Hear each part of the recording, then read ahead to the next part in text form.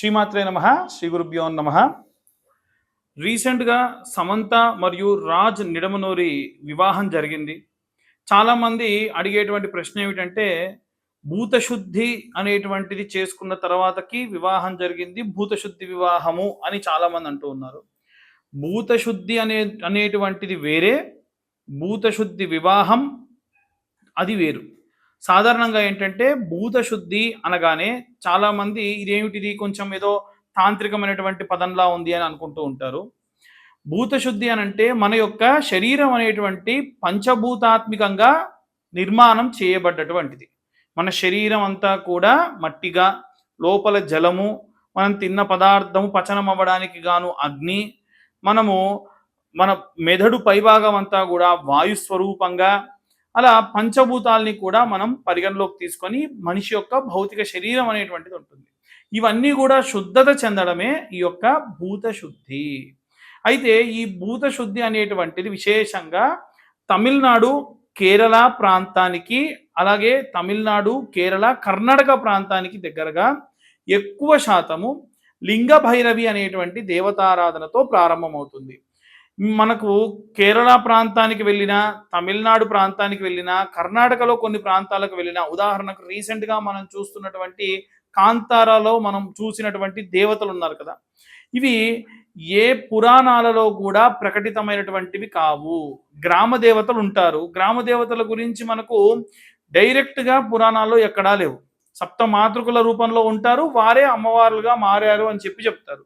అలాగే లింగ భైరవి అనేటువంటి దేవత గురించి కూడా పురాణాల్లో ఎక్కడా మెన్షన్ చేసి ఉండదు. విశేషంగా కోయంబత్తూరులో ఉన్నటువంటి ఈషా ఫౌండేషన్లో లింగ భైరవి అనేటువంటి దేవతారాధన ఎక్కువగా జరుగుతుంది.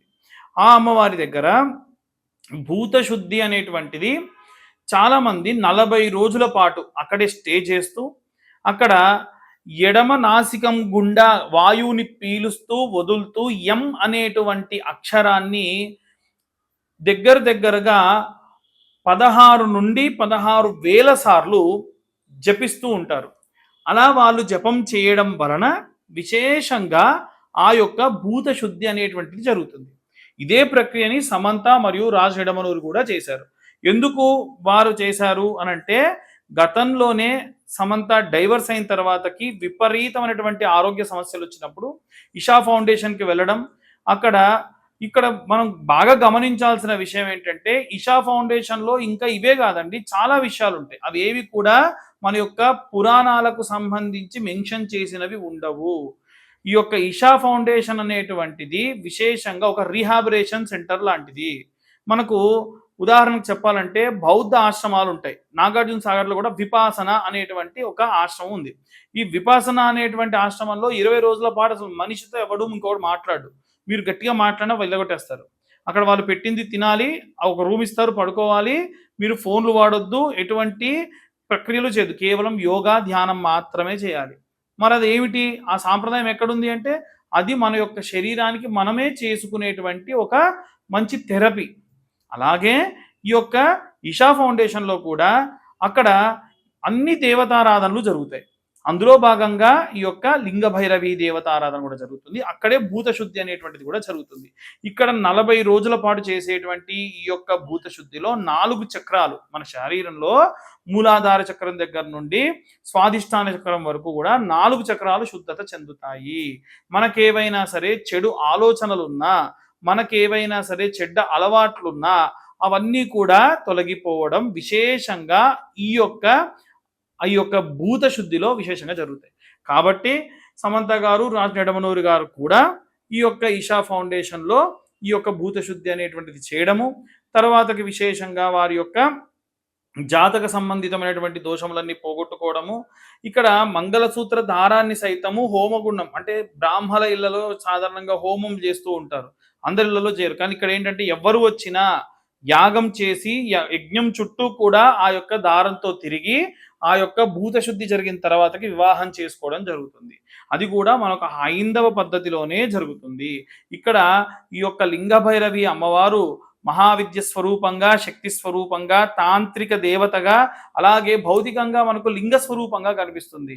స్వామివారిలో ఎప్పుడు కూడా అర్ధనారీశ్వర స్వరూపంలో అమ్మవారు తీసుకుంటే, ఇక్కడ మాత్రం లింగ స్వరూపంలో కూడా అమ్మవారు సగభాగం స్వీకరించినట్టుగా మనకు చూపిస్తారు. యోగా సాంప్రదాయంలో ఒక ఇద్దరు వ్యక్తులు లోతైనటువంటి భౌతిక బంధాన్ని సాధించాలి అనేటువంటి విధంగా ఈ యొక్క ఈ యొక్క విశేషంగా ఈ యొక్క భూత శుద్ధి అనేటువంటి పూజాది క్రతువులు ఆచరిస్తారు. అయితే ఇది ఎలా ఆచరిస్తారు అని అంటే, నేను ఇంతకు ముందు చెప్పినట్టుగా 16 నుండి 16,000 సార్లు మనం రోజులో ఆఖరు భోజనం చేసేదానికంటే 4 గంటల ముందు, ఆఖరుగా ఏవైనా చిరుతిండ్లు తినేదానికంటే ఒక 2.5 గంటల ముందు, ఆఖరుగా మీరు ఆ రోజులో తాగేటువంటి నీరు తాగేదానికంటే గంటన్నర ముందు వరకు కూడా ఇవి పార్ట్స్గా కూడా వారు ఈ యొక్క మంత్రాన్ని జపంగా చేస్తారు.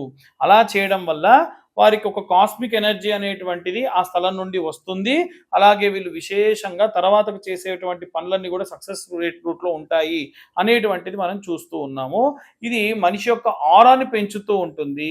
మన అవతల వ్యక్తి నిజంగా ఉన్నాడా, యాక్ట్ చేస్తున్నాడా అనేటువంటి విషయాలు ఈజీగా తెలుసుకోవచ్చు. వాడు పర్ఫెక్ట్గా ఉన్నాడా లేదా అనేటువంటి విషయాలు కూడా తెలుసుకోవచ్చు. ఇవన్నీ ఎక్కువగా సినిమా యాక్టర్లు ఎందుకు చేస్తారంటే, వాళ్ళు ఎప్పుడు ఉండేది నటనా ప్రపంచంలో కాబట్టి ఎక్కువ శాతము ఈ యొక్క నటులు, సినీ నటులు ఈషా ఫౌండేషన్కి వెళ్ళడము, అక్కడ ఈ యొక్క యోగా అభ్యాసనాలన్నీ కూడా చేయడం జరుగుతుంది. అయితే ఇది కేవలం వివాహం కోసం చేసేటువంటి భూతశుద్ధి కాదు, సాధారణంగా కూడా ఎవరైనా సరే ఈ యొక్క భూతశుద్ధి అనేటువంటి ప్రక్రియని ఆచరించవచ్చు, అవలంబించవచ్చు. దాని యొక్క మంచి పరిస్థితితో స్వస్థత కూడా పొందవచ్చు. ఇది ఈ యొక్క భూత శుద్ధికి సంబంధించిన విషయము. దాని గురించి ఒక ఛానల్లో నేను ఈ విషయం చెప్పడం జరిగింది. దాని తర్వాత ఎంతో మంది అడుగుతున్నారు కాబట్టి ఈ విషయాన్ని మీ దాకా కూడా ప్రస్తావన చేయడం జరుగుతుంది. సర్వే జనా సుఖినో భవంతు. స్వస్తి.